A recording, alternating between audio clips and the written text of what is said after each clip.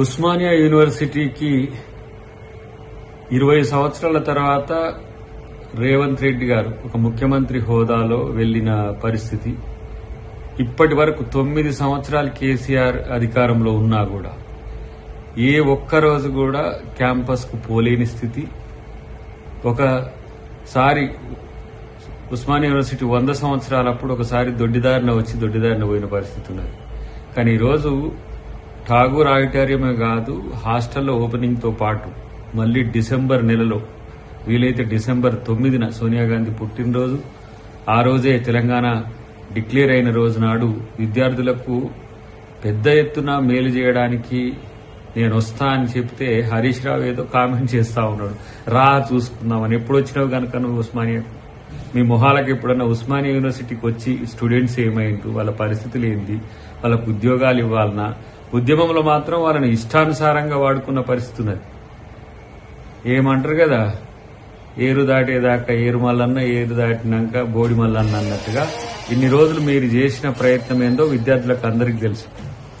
ఉద్యోగాలే కాదు, ఉస్మానియా యూనివర్సిటీని 1000 కోట్ల పైచిలకు ఈరోజు పెద్ద ఎత్తున అభివృద్ది చేయడానికి ఒక మంచి ప్రణాళిక, ప్రపంచ స్థాయి యూనివర్సిటీలతో ధీటుగా దాన్ని ఎదిగించే ఒక ప్రయత్నం ఇవాళ రేవంత్ రెడ్డి గారు చేస్తుండ్రు.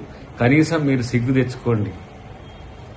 ఆయన వచ్చి ఈరోజు ఇచ్చిన ప్రకటనలు చూసి కనీసం మీరు ఆలోచన కూడా లేదు మీకు, రా చూసుకుందామట. ఏం చేస్తారు ఈరోజు వచ్చాడికి? హరీష్ రావు అయినా ఇంకెవరైనా సరే మీరు చేసేది ఏముంది అక్కడ? ఇదే కేసీఆర్, హరీష్ రావు, కేటీఆర్ ఏం చేసిండ్రు? శ్రీకాంతాచారి చనిపోయిన రోజు గుర్తుంచుకొని మురళీ ముదిరాజ్ అనే తమ్ముడు ఆత్మహత్య చేసుకుంటే పరామర్శకు పోతే మా మీద కేసులు పెట్టి జైల్లో పెట్టిన చరిత్ర మీది.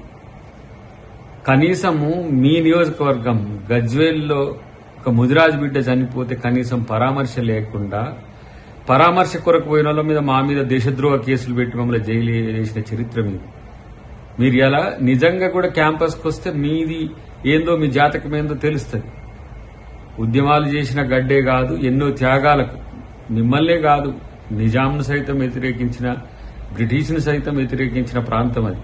కాబట్టి మీలాంటి దొరల రాజ్యాన్ని వాళ్ళు ఏం కోరుకోలే. ఇలా ముఖ్యమంత్రి గారు అక్కడికి వచ్చిండ్రు అని అంటే ఎంత ప్రేమతో, స్టూడెంట్స్ అంటే ఎంత ప్రేమతో, మీరెన్నో అడ్డంకాలు సృష్టించచ్చు అని కూడా ఆయనకు తెలుసు సమాచారం. అయినప్పటికీ కూడా ఈరోజు విద్యార్థులంటే, ఇలా ఉస్మానియా యూనివర్సిటీ అంటే, యూనివర్సిటీస్ అంటే, విద్య అంటే అంత ప్రయారిటీ ఇవ్వాలని తెలంగాణ ప్రభుత్వం ఆలోచిస్తుంది. కాబట్టి ముఖ్యమంత్రిగా వారు మీలాంటి వాళ్ళు చేసే ఆగడాలను ఊహించి కూడా రావడం అనేది జరిగింది. చూసుకుందాం. ఎందుకంటే ఇవాళ విద్యార్థులకు మీరు మేలు చేస్తారా, మేము మేలు చేస్తామా అనేది రేపు భవిష్యత్తు చెప్తుంది. చరిత్ర మాత్రం విద్యార్థులను, ఉద్యమాలను అనగదొక్కి ఉస్మానియా యూనివర్సిటీ అస్తిత్వాన్ని ఇవాళ అనగదొక్కాలని చూసిన మీకు తగిన బుద్ధి విద్యార్థులు చెప్తారనే విషయాన్ని గుర్తుంచుకుంటే మంచిది.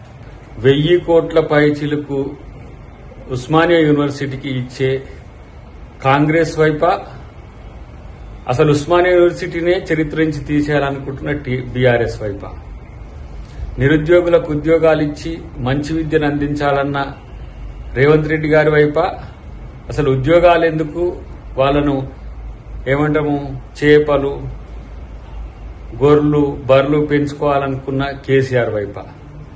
నేను విద్యార్థులకు కూడా చెప్తున్నా, ఇన్ని మంచి పనులు చేయాలనుకుంటున్న రేవంత్ రెడ్డి గారి వైపు ఉండాలనేదే మా యొక్క కోరిక.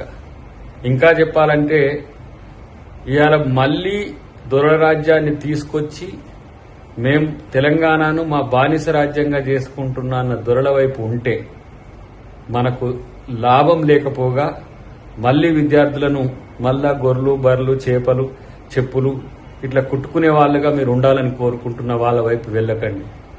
అందుకని ఈరోజు ముఖ్యమంత్రి గారి యొక్క ఆలోచనలకు రూపమిచ్చే మంచి కార్యాచరణను తయారు చేయండి. తెలంగాణలో మరింత ఈరోజు విద్యను, ఉద్యోగాలను, ఉపాధి అవకాశాలను పెంచుకునే ఒక బతుకు తెలంగాణను మనం నిర్మించుకుందాం. కాబట్టి వీళ్ళ మాటలు వినొద్దు. అది కేసీఆర్ అయినా, కేటీఆర్ అయినా, హరీష్ రావు అయినా, ఇంకెవరైనా సరే వాళ్ళ రాజకీయ అస్తిత్వం చూసుకుంటారు తప్పితే తెలంగాణ బాగు చూడలేదని 9 సంవత్సరాలు తెలిసింది. కాబట్టి అందరం కూడా మనం ఆలోచించి ఇవాళ కాంగ్రెస్ ప్రభుత్వాన్ని సమర్థించాలని చెప్పి నేను కోరుతున్నాను.